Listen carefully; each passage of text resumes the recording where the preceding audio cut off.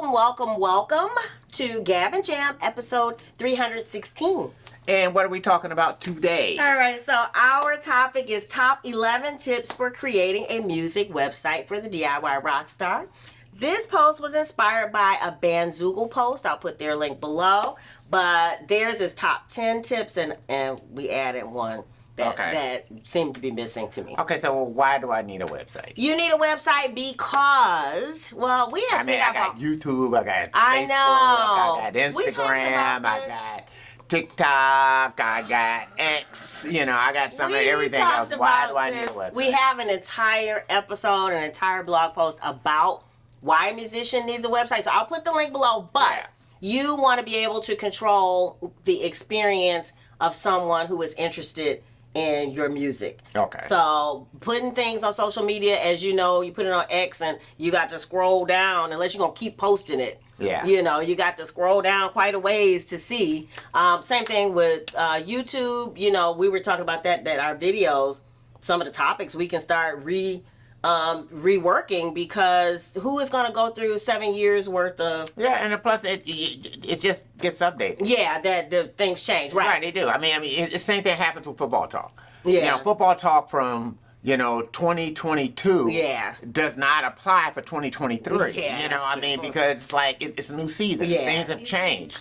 So, and that's the same thing here. It's like things change. Yeah, and so it's really nice to be able to control that experience, and we're going to talk a little bit more about that within this post. But you want to have a website, and trust me, so that's one of the first the ground floor. If you check out our book, Be the Next DIY Rockstar Handbook and Workbook, Holiday 2023 is the code to get half off, instant download. But we talk about stage one. Stage one is figuring out your branding, and then building your website, because the website is what, if somebody is Googling you want to make sure that they have a place where they can find out all there is to know about you and your music. All right, so the first thing they suggest in order as a basic for building a music website is choose a website template that matches your brand, and that this was an important one that I like that they mentioned, that resizes automatically between desktop and phone. Yeah. And we've had that before. And iPad. And iPad, right. Yeah, all different. We've had that different animals. Where the landing page, in fact, for the book, it looked great on the desktop, and then it was a good thing you scanned the code because it was jacked up on the mobile. So I had to go in and make sure to check what it looked like on the mobile. Yeah. Because a lot of times that's a step that if I'm working on a laptop, I forget to do. Yeah. So you definitely want a website that automatically does that. Ours, it will do it if you use the template, but I always change the template. So that's a me thing, not an it thing. We don't use bandzoogle, we use Wix, but I thought their tips were pretty cool. So you want to make sure that you check those two things. And templates, you want to make sure that it allows you to showcase your music. So it has to have audio, and you hope it has video features as well. Yeah. So not just the static images, but video and audio, because that's part of experiencing who you are as an artist, right? All right, the second tip for creating your music website is use a header image. So again, that branding. So social media, have your social media, and whatever that header is that you probably have put up for social media, you definitely want to make sure that between the when they get to the website, it has the same header. Something that's bold and that speaks your name. Yeah. So that's important, because that's part of branding, and it lets them know they're at the right place. Yeah. All right. The next is make sure to have a clear navigation menu. So that things like bio, shows, merch, music, contact. So right across the top, people know when they get there, if they want to contact you, go straight here. Yeah. If they want to see your bio, go straight here. That kind of thing. Good idea too might be to kind of check out your favorite band's websites and things like that, or some national, or if there are certain websites by bands that you like, just think about the things that you like about those websites and try to incorporate it into what you're doing. Yeah. So. All right, the next tip for creating a music website is to try to create a fan experience. And again, what they talk about is making sure that you have photos, videos, music, reviews, all that stuff. And then if you plan to offer a fan subscription, again, instead of social media, you might want to monetize. You can do that through the website. Yeah. So, and the beauty there is that on your website, you can say things the way you want to say them. Yes. You don't have to worry about somebody monitoring what you're saying and all the rest of this type of thing. You don't have to worry about, well, they're pulling this down or they're pulling down my last post because it violated some policy that they have. Or they demonetizing something. Yeah. So, when you're on your own website, you are the king, queen of your own universe. Yeah. So you run things. And we like that. All right, the next tip for creating a music website is to sell your music and your merch. So instead of worrying about, I know places like Bandcamp are great places to be, but they do take a portion of whatever your sale is, whereas on your own website, you can get 100% mock-up price, but of course you have to minus out the fact that you're paying for your website. Right. And that's the tip that we added is don't be cheap. Because when we first started our website, we were on the free version. Not only does it have their branding, which is not cool, but we wanted to be able to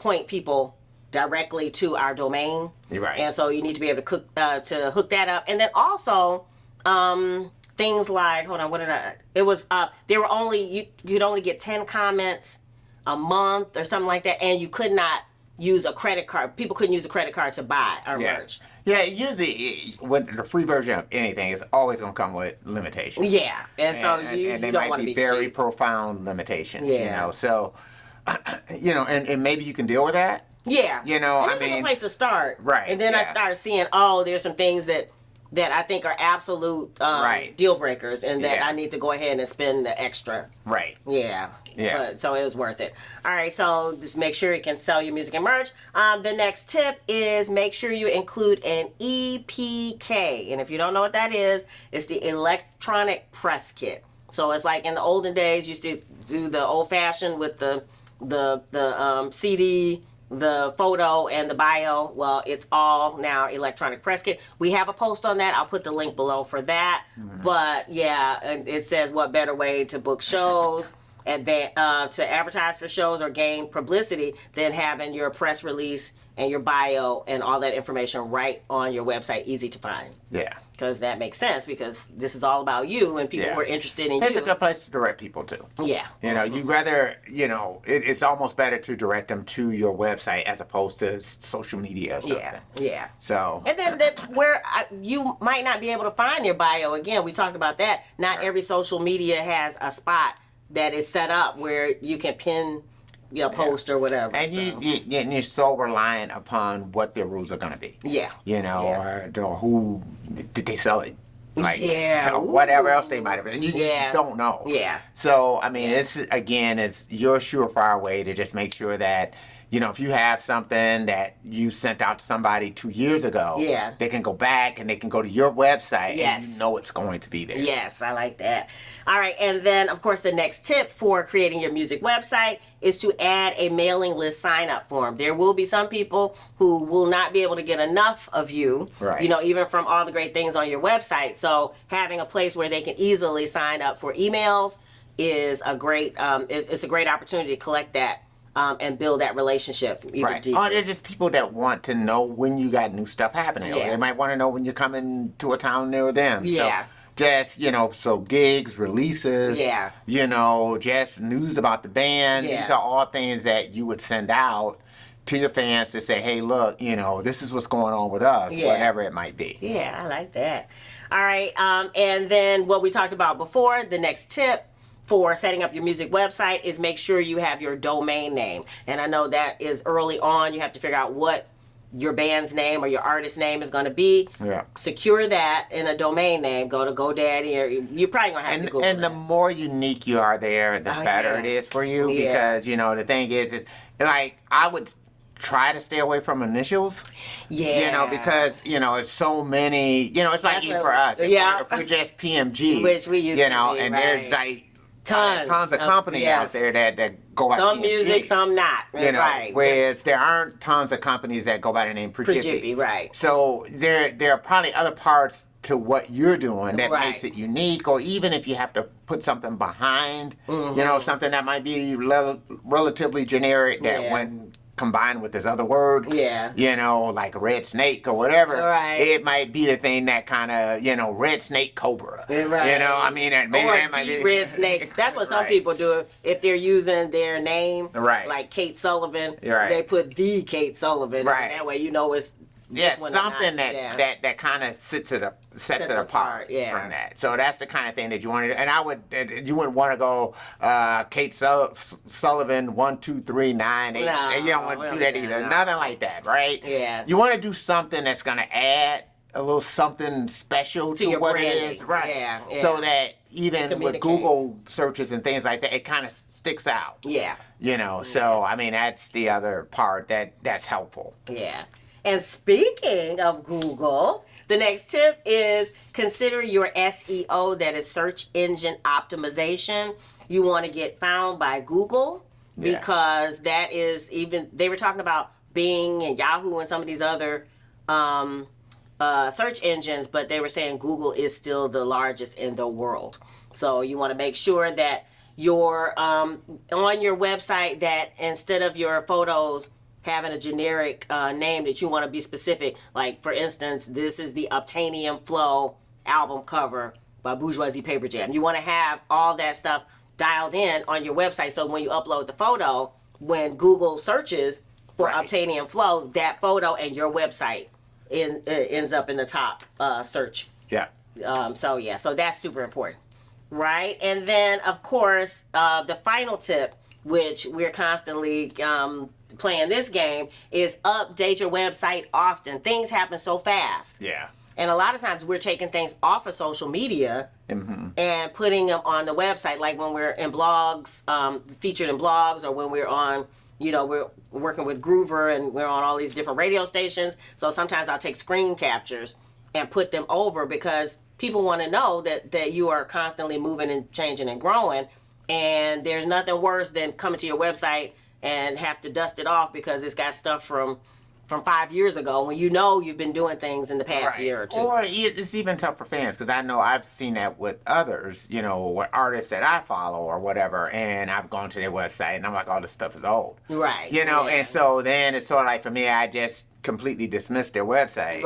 And I rely on Google for anything that I want to find by that artist. So it's almost like a wasted resource if you're going to just let it sit out there like a relic. You know, whereas if it's something that is constantly updated, where people feel like, okay, I'm getting the latest and greatest information, then I think you might actually get more of a constant flow of traffic, because when they're thinking about, oh, I wonder what they're up to, and they might just type in your website, you know, and be like, okay, because I know there's where I get that stuff. So, you know, and it could be somebody that may have subscribed, may have not subscribed, because that's the other thing. Even when people subscribe and your emails may come out to them, they may be going to this spam folder. That's true too. So they might not know about it. That's another thing to, we didn't mention it, but with the domain name, it is worth it to have branded email. So, for instance, we used to have bloomingprejippie@gmail.com. Now we pay so that we can have at bloomingprejippie.com. So we can have our names at bloomingprejippie.com. So that it's less likely to be seen as a spam. So that, you know, but these are things to kind of think about, that this could be happening too. You know, it's not always that, oh, they just don't care. It's like, you know, sometimes they just might not know. You know, you want to set yourself up for success with that. So, Or people change email addresses. You know, it's like, it's not something that I do regularly, but some people may do that, you know. So, like, they may have changed their email address, or it might be a dead email address that's registered with you. And so that's another reason for you to make sure that you're keeping your website up and going, because you don't know how people are getting there. So. All right. I love it. Hopefully these tips help you create a music website that that will be of service to you, that will function to bring fans and nurture fans and help keep them abreast of what you're doing.